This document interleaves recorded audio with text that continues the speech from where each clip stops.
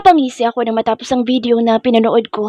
Sapat na itong dahilan para hindi matuloy ang kasal oras na inilabas ko ito sa publiko na alam kong ikasisira ng pangalan niya at ng pamilyang iniingatan nito. Pero front lang ito dahil lahat ng pera at yaman ay galing sa iligal na gawain ni Fabio Sandoval. Tinawagan ko si Jack para kamustahin ang lagay ni Kaylin. Sa mga oras na ito kasi hindi ko pwedeng abalahin si Miracle dahil siya ang personal na in charge sa therapy session ng mommy ko. Boss, good morning. Bati nito matapos sagutin ang tawag ko. Bumaba na bang asawa ko? Tanong ko. Hindi pa po, boss. Late na nga po pero hindi pa po siya nag-aalmusal. Paliwanag pa nito. Umakyat ka sa itaas ngayon din. Katukin mo na at siguraduhin mo na makakakain siya ng almusal dahil kung hindi, lahat kayo malilintikan sa akin. Mainit ang ulo na singhal ko. Yes, boss. Go upstairs at huwag mo nang i-off ang tawag mo. Utos ko. Agad na tumalima ito at saglit pang narinig kong kumakatok na at tinatawag si Kaylin. Malakas ang kabog ng dibdib ko sa antisipasyon dahil ilang tawag ko na ang hindi nito sinasagot. May lady, si Boss Nicolo po nasa kabilang linya. Magalang na sabi ni Jack dito matapos humingi ng despensa matapos gisingin ito. Hello? Inaantok na sagot nito.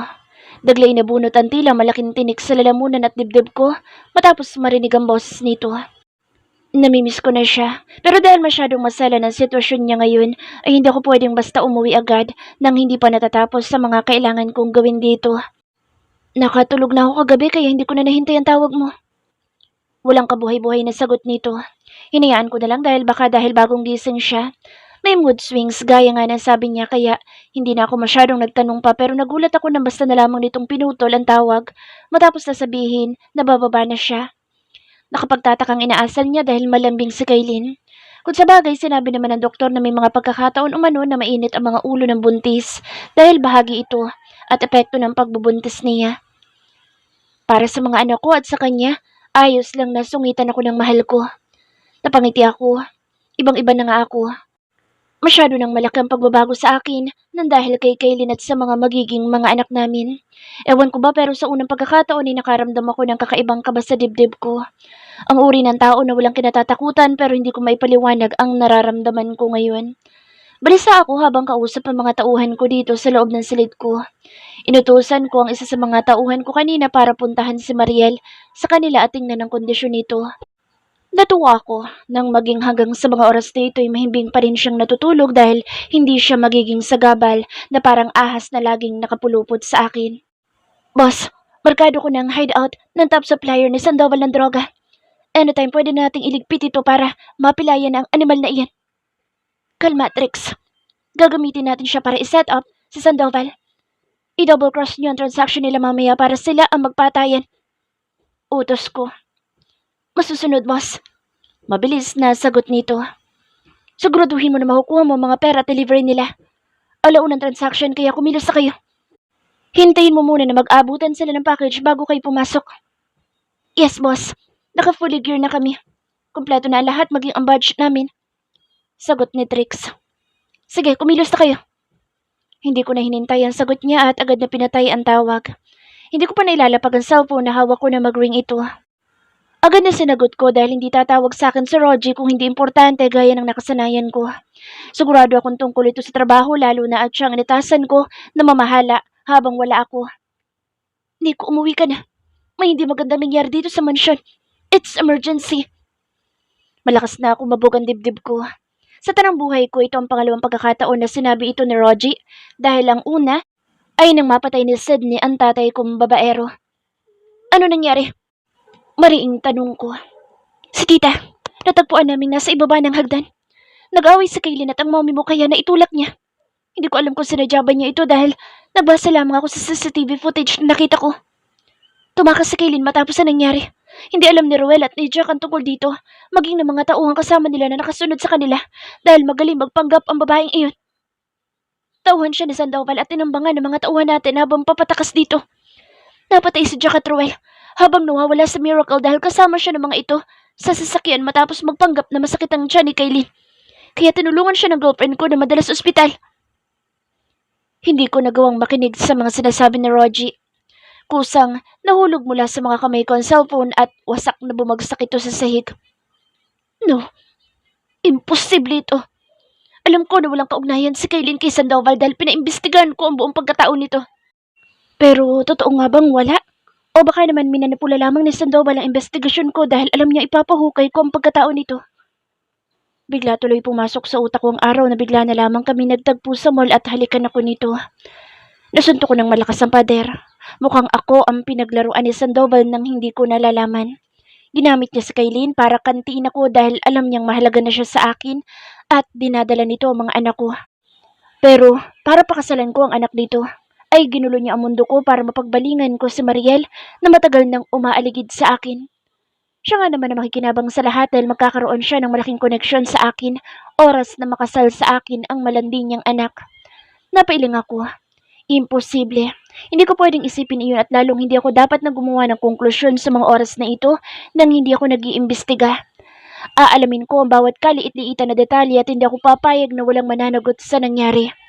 Hahanapin ko si Kaylin at hindi ko hahayaan na tuluyan siyang mapunta sa kalaban ko. Kung ano man ang tunay niyang katauhan, ay malalaman ko rin. Sa ngayon, mga anak ko munang iisipin ko dahil higit kanino man sila ang priority ko. Ipahanda mo ang chopper. Aalis tayo ngayon din. Matigas na utos ko kay Brian at sa mga tauhan ko. Lahat sila'y mabilis na sumunod at lumabas ng sali dahil nakita nila kung paanong naging mabagsik ang ora ko na anumang oras ay kaya kong pumatay ng kahit na sino. Tama sila sa iniisip nila dahil wala akong ibang gusto kundi makakita ng dugo mula sa mga taong may kagagawa ng kamatayan ng aking ina at ng mga tapat na tauhan ko. Ipaghihiganti ko sila at sigurado na dadanak ang dugo pero sisiguraduhin ko na dugo iyon ng mga kalaban ko at hindi galing sa kampo ko. Isang malaking pagkakamali ang naging hakbang nilang ito. I declare war at magdasal na silang maging madali ang pakikita nila ni Satanas dahil ako mismo maghahatid sa kanila sa impyerno sa pinakamalupit at brutal na paraan. Trix, change the plan. I don't care about the money and the package anymore. Kill all of them. At mag-iwan ka ng ebidensya na magtuturo kay Juan Alcobar. Matigas na utos ko sa tauhan ko. Hahayaan ko sila magpatayan habang nagluluksa ako sa pagkamatay ng aking ina. Nagkamali si Sandoval na kinuha niya sa akin si Kaylin at ang mga anak ko dahil hindi na ako makikipaglaro sa kanya kundi ako mismo ang pupunta sa lungga niya para patayin siya. Wala akong pakialam kung tauhan niya o hindi si Kaylin dahil ang mahalaga sa akin ngayon ay makuha ko ang mga anak ko sa kahit na anong paraan, kahit pa dumanak ang dugo sa bawat lupang daraanan ko palapit sa kanila. Gagawin ko. Maghintay lang sila dahil nalalapit na silang mawala sa mundo. 10 na mga tao may kinalaman sa pagkamatay ng mga tauhan ko at ng aking ina. Tahimik ang buong bahay nang pumasok ako. Tila ba lahat ay takot sa panganib na dala ko. Lahat ng mga tauhan ko ay nakayuko at ni isa'y walang naglakas ng loob na tumingin sa direksyon ko. I'm deadly. Alam ko na panganib ang dala ko sa bawat taong nasa paligid ko ngayon, kaya lahat sila ay takot na makita ako, maski na ang anino ko. Bro, bati ni Rogie sa akin pero tumango lang ako. Naintindihan niya ang gestures ko at iginiya niya ako sa loob ng isang silid na nagsasalbing klinik dahil dito ginagamot ang mga tauhan ko na sugatan matapos tamasangkot sa engkwentro. Pinagawa ko ito para sa kaligtasan nila, kaya nga nandito sa Miracle bilang personal doctor ng organisasyon ko sa tuwing napapasaba kami sa madugong engkwentro. How's my mom? Madaling mamukha na tanong ko sa isa pang doktor na naka-duty dito. Wala si Miracle ngayon dahil ayon sa report ni Rogie ay kasamang girlfriend sa nakidnap habang papunta sa ospital. Kung sana noon pa ay naisip ko na maglagay ng medical staff dito para sa pagbubuntis ni Kaylin at may obligay ni doctor na nandito para sa kanya, ay hindi na niya sana kinailangan na lumabas pa. It's my fault. Nagkaroon tuloy ng pagkakataon ng mga kalaban ko, nakantiin ako gamit siya at napatay pa ang dalawa sa pinagkakatiwalaan na tauhan ko. I'm sorry, my lord. Ginawa na po namin ang lahat pero hindi kinaya ng katawan ni Madam ang matinding pinsala sa lakas ng pagkakabagok ng ulo niya nang mahulog siya. Nanginginig sa takot ang doktor sa harap ko nang titigan ko siya. Nilapitan ko, ang ngayon ay wala ng buhay na mommy ko na flat na nakahiga sa kama at tila ba natutulog lamang ito. Arrange everything. Make sure na maayos ang katawan niya sa burol. Masakit sa lalamunan na sabi ko. Walang nakitang emosyon sa mukha ko ang mga taong nasa paligid ko. Alam ko na nagtataka sila dahil hindi ako nagwala at naguhurmentado, gaya ng ginawa ko nang mapatay ni Sydney noon ng tatay ko. Show me the CCTV footage, Rogie, sabi ko sa kaibigan. At right hand ko na nakatayo sa tabi ko habang pinagmamasdan ako. Alam ko na alerto siya dahil noong nagwala ako nang malaman ko kung paano namatay ang tatay ko, ay dumanak ang dugo sa buong paligid at halos maubos ko ang mga tauhang kasama ko. Tanging si Rogie lamang ang nakalapit sa akin noon at naging kasangga ko.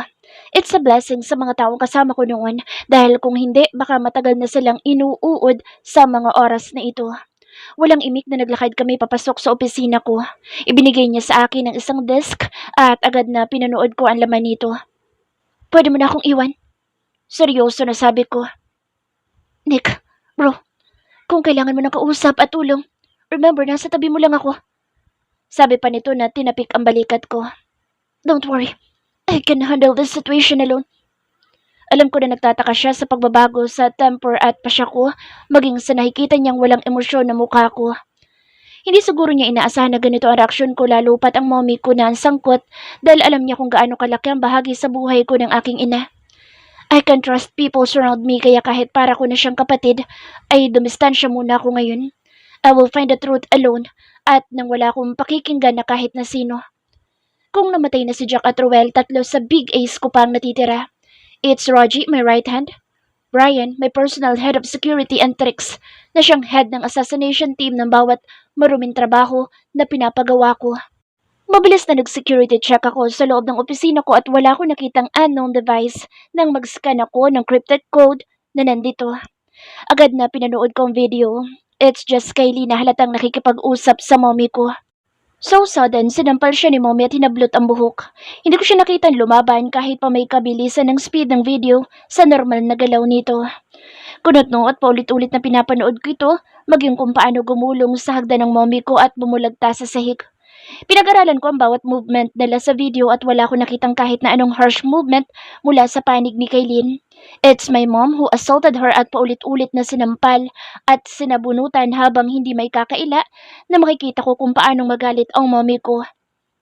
Brian, papuntahin mo dito sa opisina ko ang lahat ng katulong dito sa bahay ngayon din.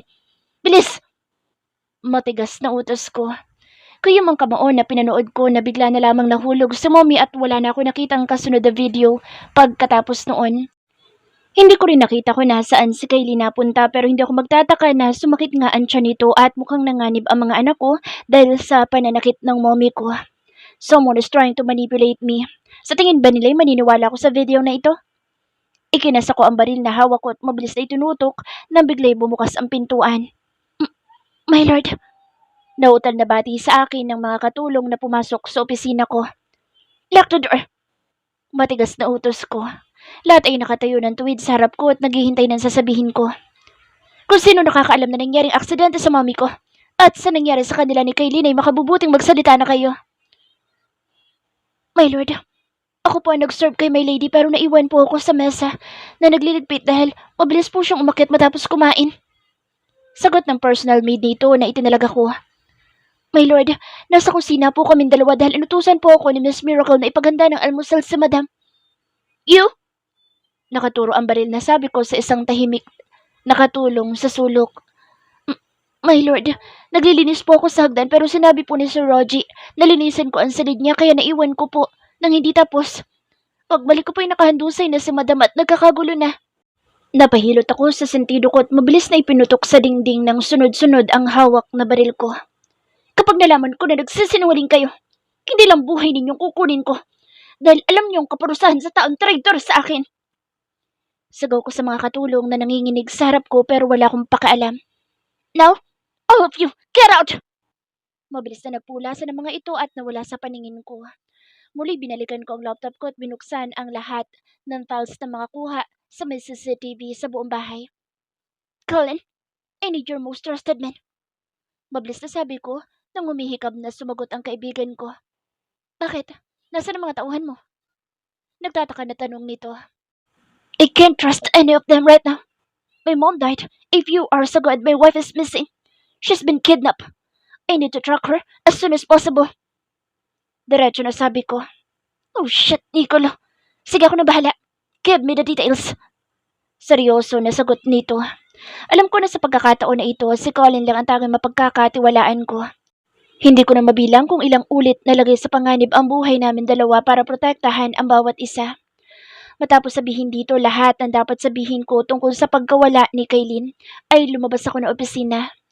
Nadatnan ko sa sala na abala ang lahat para sa burol ng aking ina pero hindi ako lumapit doon. Hindi ako haharap sa kabaong niya nang hindi ko nalalaman ang totoo, lalo na ang tungkol sa nangyari sa pagitan nila ni Kaylin. I need to talk to you in private. Pasimple na sabi ko sa doktor ng mommy ko na siyang sumuri sa katawan niya. Aside from the fracture dulot ng pagkahulog, may iba ka pa bang napansin sa katawan niya? Tanong ko. Wala po, my lord. Sagot agad nito. Pero may nakita po akong marka ng dulot ng injection sa kanang braso niya. Sabi pa nito sabay pakita sa akin ang bahaging iyon. Sigurado ka ba na dahil ito sa injection? Tanong ko. Yes, my lord. Hindi po ako maaaring magkamali. Napahilamos ako ng palad sa muka. Pakiramdam ko kasi ay kailangan ko pa maghukay para malaman ko ang katotohanan. Do a necessary test para malaman natin kung para saan ang injection na iyon. Kumuha na po ako ng blood sample at ipadadala na namin ito para sa lab test. Siguraduhin mo na confidential ang tungkol dito. Dahil oras na may magmanipula dito. At mahuli ko, buhay mo at ng buong pamilya mo ang kapalit. Matigas na sabi ko bago iniwan ito. Marami akong kailangan na gawin. Hindi lang basta pwedeng sumami ang isipin ko dahil hindi ko alam na sa mga oras na ito'y nanganganib ang buhay ng mga anak ko. Boss, sa Trix tumawag. Agad na inabot ko ang cellphone mula sa tauhan ko. Yes, Trix? Tanong ko. Boss, red tag. Tapos na. Mabilis na sabi nito na ibig sabihin ay nagawa niya at natapos ang misyon na iniutos ko at dumanak na ang dugo gaya ng gusto ko. Malinis ba ang trabahong ginawa mo? Tanong ko. Yes, boss. Walang sabit.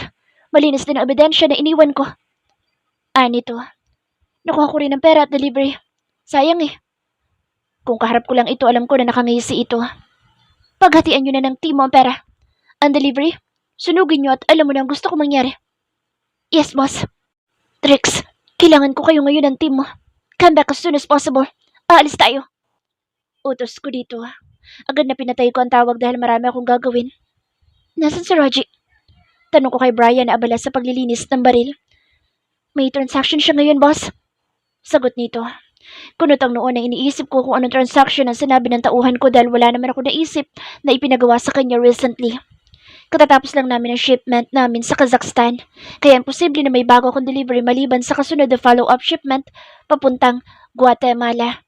Brian, alamin mo kung anong transaction ang pinagkakaabalahan ngayon ni Raji. Mag-report ka sa akin as soon as possible. Utos ko. Ayoko may makakaalam na kahit na sino maliban sa atin. Naintindihan mo? Madalim ang mukha na utos ko.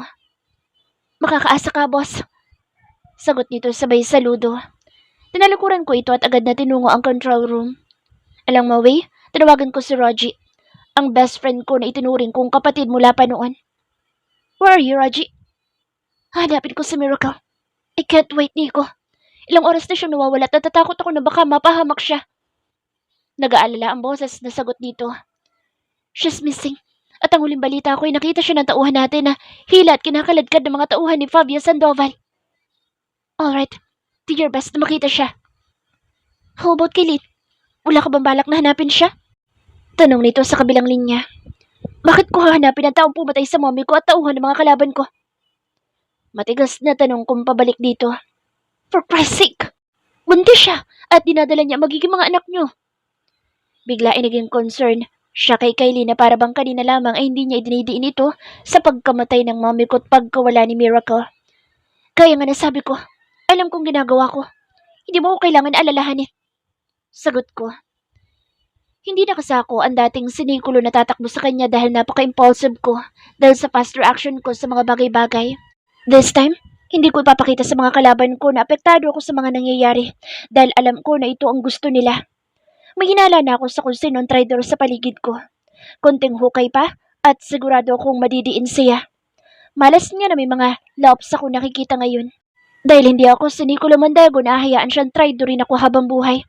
Sisiguraduhin ko na pagsisisihan niyang pinili niya na kalabanin ako dahil hindi ako mangingimi na patayin at burahin siya sa mundong ito. Ang mga taong kagaya niya. Alas 5 ng hapon at palubog ng araw na lumakad kami ng grupo ni Trix. Narating namin ang lugar kung saan naganap ang ambush. Tanging nagkalat na basyo ng bala mula sa iba't ibang uri ng matataas na kalibre ng baril at sunog na bahagi ng sasakyan na pag-aari ko ang natagpuan namin sa lugar na ito. Maliban sa matinding pinsala na inabot ng sasakyan ko ay wala na akong nakuha pa na ebidensya na magtuturo at magkokonekta sa gumawa nito sa kanila. Nasaan ang mga katawan ni Jack at Roel? Tanong ko sa tauhan ko na kasama ko. Wala po kami nakuha, boss. Mabilis na sagot nito. Paano nyo nalaman na patay na sila? Madilim ang mukha na tanong ko. Nakita namin na pinagbababarila sa sakyan habang nakikipaglaban kami sa mga dumukod kay Miracle at Miss Kaylin. I assume na namatay sila dahil naiwan po sila sa loob ng sasakyan bago ito pinagbabaril at sumabog. Mabilis na pinutukan ko ito sa hita na ikinagulat ng lahat. Boss! Nagsasabi po ako ng totoo! Takot na sabi nito. I doubt! Nasaan ang katawan nila? Gigil na tanong ko. Boss! Sagot! Sigaw ko sabay putok na muli sa kabilang hita nito ng hawak na baril ko. My lord, nasa isa pong safe house natin. Dinala sila doon ni Sir Rogie. Napupuyo sa galit na nilapitan ko ito't sinakal habang nag-aapoy ang mga mata sa galit. Anong alam mo sa nangyari? Gigil na tanong ko. Wala po. Nakasunod lang po ako sa sasakyan na minamaneho ni Jack. Tapos, tinambangan sila at dinukot si Miracle at Kaylin. Lumaban po kami ng mga kasama ko pero napakarami nila. Hindi namin sila kinaya. Mabilis na nakalapit ang dalawa sa kasamahan ko sa sasakyan at nahugot nila mula sa loob si Jack. Habang mabilis na nakatakbo si Roel matapos magkamalay para habulin sana at iligtas si Miss Kaylin. Pero nabaril din siya. Akala ko dadali namin sila sa mansyon pero nutusan kami ni Sir Rogie na dalhin sila sa safe house for protection. Yun lang po ang alam ko. Dalhin sa basement yan. Matigas na utos ko. Trix, let's go. Hinati ko ang tauhan ko at inutusan ko silang walang kahit na sino ang magsasalita ng tungkol sa natuklasan ko. Ang sino mang hindi susunod ay pasasabugin ko ang ulo nila. Kaya dapat lang na matakot silang lahat para sa mga buhay nila. Akalain mong walang tao sa safe house nang pumasok ako. Fully locked ang buong lugar with high security measures pero nagtaka ako nang hindi gumana ang password na pinindot ko. Nagiinit ang ulo at nagpupuyo sa galit na inutusan ko na i-hack ni Trix ang system pero bigo kami. Hindi ko gusto ang nalaman ko dahil hindi ko binigyan si Roger ng karapatan na pakialaman ng mga settings ng security measures sa bawat lugar na pag-aari ng organisasyon ko. Mukhang masyado ako nagtiwala sa kanya kaya hindi ko napansin ang mga pagbabagong ito. Akyatin mo! Utos ko sa tauhang kasama ko na agad naman sinunod nito. Isang subok pa lang nito ay nanginig na umatras na ito. Boss, masyadong mataas ang voltage ng kuryente sa bakod. Hindi natin pwedeng akyatin na ganoon na lang. Paliwanag nito. Tabi! Matigas na utos ko. Mabilis na sumakay ako sa sakyan ko at pinaharurot na umatras ako saka full speed na pinatakbo ito palapit sa gate na ipinagawa ko. Mabilis na nawala sa gitna mga tauhan ko nang humarurot na binangga ko ito at paulit-ulit na ginawa hanggang sa magiba ito. Hindi ko nanghihinayang na gawin ito lalo na't high quality ang sasakyan na ginamit ko with protection shield kaya alam ko naligtas ako. Pasukin niyo! Utos ko nang makababa ng sasakyan. Iwasan niyo ang mga landmine na nakatanim sa bakuran. Pagkatapos noon ay inilabas ko ang cellphone ko at nag-scan ng mga anong device sa lugar. Sa bungad ng pintuan, malakas na kasa ng mga baril ang bumungad sa akin. Sino kayo? Wala kayong karapatan na pumasok sa teritoryo namin. Sabi ng lalaking may malaking tiyan at katawan. Nginisian ko ito at tinitigan. Kakasasana sa Trix at tauhan ito pero pinigilan ko. At kailan pa ako nawala ng karapatan na pumasok sa pag-aari at teritoryo ko? Matigas na tanong ko. Kita ko kung paanong naglumikot ang mga mata nito matapos na mapagtanto kung sino ako. Ang utos ng amo ko'y walang ibang maaaring pumasok dito, maliban sa kanya at mga tauhan na pinadala niya. Sa inis ko'y mabilis na pinutukan ko ito sa ulo. Wala akong pakialam kung paano sumabog ang bungo niya dahil wala akong panahon at pasensya na magpaliwanag sa kanya. Bago niyo ako harangin, kilalanin niyo muna kung sino ako. Bulyaw ko sa mga tauhan na gulat sa ginawa ko. Nilingon ko sa Trix at binigyan ng sign na ngayon ay nakatutok ang mga baril sa tauhan ni Rogie na nagulat sa ginawa ko matapos masaksihan ang malupit na sinapit ng mga kasamahan sa kamay ko. Nasaan ang mga tauhan ko na sugutang nakatago dito? At dinala ni Rogie. Nagkatinginan ng mga nasa harap ko at may sumagot na isa at sinabing nasa loob ng isang silid kung saan sinamahan kami. Napamura ako sa sunog na ibang bahagi ng katawan na nakahiga na si Jack habang walang malay din na gaya niya si Ruel. Nagpupuyos ako sa galit matapos makitang may mga poses ang mga ito kahit nasa ganitong sitwasyon. Ipadala mo dito ang chopper bricks. Ngayon din. Hindi nga nagtagal ay dumating ang iniutos ko at mabilis na naisakay ang 2 tauhan ko. Sila ang susi sa katotohanan na pilit na inaalam ko kaya hindi ko hahayaan na mawala sila agad sa mundo. Ipinadala ko sila sa isa sa safe house ko sa Laguna kung saan may mga doktor na naghihintay at gagamot sa kanila. Isang tangong pinakawalan ko sa kainiwan ng mga tauhan ko matapos utusan na pakantahin at pigain ng mga tauhan ni Rogie na nahuli nila at alamin ang lahat ng detalyeng kailangan kong malaman. Masyado ako nagtiwala kay Rogie at hindi ko inaasahan na maging siya ay magagawa kong traidorin lalo na't itinuring ko siyang kapatid. Sakay ng sasakyan ay mabilis na nagmaneho akong pabalik ng bahay ko at hindi mapakali. Iniisip ko kung gaano kalaki ang damage at control ni Rogie sa organisasyon ko, kaya mas lalong kailangan ko mag-ingat pero this time, ipapakita ko sa kanila kung sino ang pinuno ng mafia na pinamumunuan ko. Sa bilis ng takbo ng sasakyan ko'y wala pang isang oras ay nakarating ako sa bahay ko. Maayos at fully decorated ang sala kung saan inilagay ang burol ng aking ina, pero hindi ko ito sinulyapan man lang.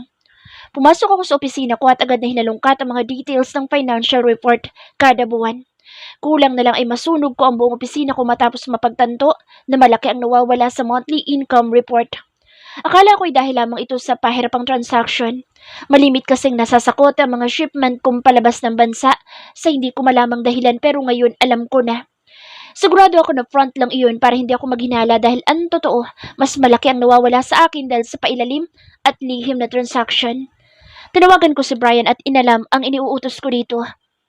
Boss, may shipment po tayo ngayon na pinamumunuan ni Sir Rogie papuntang Congo. Hindi na ako magtataka na may ganitong transaction kahit pa matagal na kaming walang koneksyon sa bansang iyon. Matapos na putulin ko dahil nagkaonsehan kami. Mukhang alam ko na anong nangyari noon.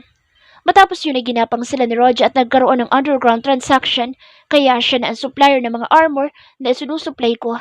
Pero ang mas matindi dito ay galing mismo sa planta ko ang production at gumamit si Roger ng dummy na ina-approve niya since siya din ang may full control dahil binigyan ko siya ng karapatan na pamunuan iyon. Malakas ang kutob ko na siya din ang punot dulo ng naganap na double cross sa akin. Bumalik na kayo dito. Hindi na ako makapaghintay na makaharap si Roger kaya tinawagan ko siya. Yes bro. Sagot nito matapos ang ilang ring. Tahimik sa lugar at rinig ko ang malakas na simoy ng hangin sa gilid dagat dahil sa pag-crack ng linya ng tawag ko. Ito palang alam ko na nagsisinungaling siya. Hindi niya hinahanap ang girlfriend niya dahil gumagawa siya ng katrayduran sa akin sa mga oras na ito. Roger, I need you here. Bumalik ka dito as soon as possible. Pinigilan ko ng husto ang sarili ko na huwag bulyawan ito. Kahit pa kulang na lang ay lamunin ko siya ng buo kung nagkataon na kaharap ko lamang siya. Isang tawag pa ang natanggap ko na nagpayanig sa mundo ko. It's Colin na ibinalita sa akin ang resulta ng investigasyon. Nicolo, kailangan nating makuha ang asawa mo. Kumpirmado na hawak siya ng tauhan ni Fabio Sandoval. Balita nito. Kuyom ang kamao ko sa nakitang natanggap ko dahil lahat ngayon ay pinagtatagpi-tagpi ko na. Idiniin ni Roger si Kylene para mapagtakpan ang ugnayan nila pero nalagay sa alanganin ang buhay ng mag-iina ko. Nag-alaga ako ng ahas sa bakuran ko kaya dapat siyang makaliskisan at mawala ang mapagbalat kayo niyang anyo. Ihahanda ko mga tauhan ko't susugurin ko ang kampo ni Sandoval. Ngayon mismo. Nagdidilim ang paningin na sagot ko. I'm with you. Kasangga mo ako. Let's plan the details. Matapos malaman ko ang lahat ng detalye ay nagplano kami ni Colin. It's me and him kasama ilang magagaling na tauhan ko ang tanging sangkot dito. Mga tanging alam ko na malaki ang magagawa para mailigtas ko si Kylene sa kamay ni Sandoval. Dahil habang hawak niya ito ay nanganganib ang buhay niya, lalo pat hindi siya ligtas na nasa teritoryo nito. Third person over voice. Isang malakas na sampalang natanggap ni Miracle mula sa galit at nanlilisik na mga mata ng ama. Nandito sila sa silid kung saan ginagamot ng mga doktor ng organisasyon ni Fabio Sandoval ang natutulog na si Kylene dahil sa matinding takot at pagdurugo kanina. Luckily, malakas ang kapit ng mga bata kaya nakaligtas sila pero dahil sobrang stressful kay Kylene ang lahat, ay nakatulog ito. You stupid bitch! Kailan ka pa nagdesisyon na para sa organisasyon? Galit at problemado si Fabio Sandoval matapos madatnan sa safe house nila sa Miracle na nagyayabang na nadala niya ang alas ni Nicolo Mondego sa teritoryo ng ama na wala umanong naghihinala sa kanya at very successful ang ginawa na pagdukot. Dad, ginawa ko lang ito para sa atin. Para may alas na tayo kay Nicolo. Para makuha mo na ang gusto mo sa lalong madaling panahon at sa mabilis na paraan. Paliwanag dito sa ama pero lalo lamang itong nagalit at nasampal pa siya ng isa pa. Napaiyak ang dalagang doktor dahil hindi itong inaasahan niya sa ama. She thought he will be proud of her at ibibigay ang demand niya oras na madala si Kaylin sa ama. Ang tanga mo! Sinira mo lahat, stupid ah! Hindi mo ba alam na magre-retiro na si Nicolo bago sila ikasal ng kapatid mo? Pero dahil sa ginawa mo, binigyan mo siya ng pagkakataong magbagong isip. Ako na ang papalit sa kanya, soon. At heto, binigyan mo ako ng problema. Paano kung sumugod siya dito? Anong gagawin mo? Singal ng ama sa natigilan na doktor. So, it's real. Ipapakasal mo nga si Mariel kay Nicolo. Paano naman ako? Naiiyak na tanong nito sa ama pero sinamaan lang siya ng tingin na tiningnan ng may pag-aalipusta. Hindi ka nakikita ni Nicolo na maging asawa. Kung sana gumaya ka sa kapatid mo na ginawa lahat para mapalapit kay Nicolo, na sana ngayon ay ikaw nasa posisyon niya. Masyado kang mabagal at sa alalay ka pa niya kumapit. Puno ng galit at sama ng loob na tumingin si Miracle sa ama.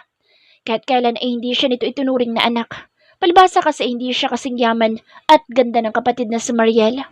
Ayon sa ama, anak siya ng isa sa mga katulong nito noon na nabuntis. Samantalang si Mariel ay anak sa isang mayaman na babae na ibinahay ni Fabio Sandoval noon. Mapait na napailing si Miracle. Alam niyang sa pagkakataon na ito maaring madiin siya sa oras na ginusto ng ama. Siya ang haharap kay Nicolo at oras na lamang ang natitira kaya gagawa siya ng paraan. Disposer! At wala kong pakialam kung saan mo dadali ng walang yung babaeng iyan ni Nicolo. Basta wag lang siyang magkaroon ng bakas dito. Maayos ang lahat ngayon ayon sa plano at hadlang ang babaeng iyan kapag nagkataon. Bumalik ka sa bahay ng mga Mondego as soon as possible. Go!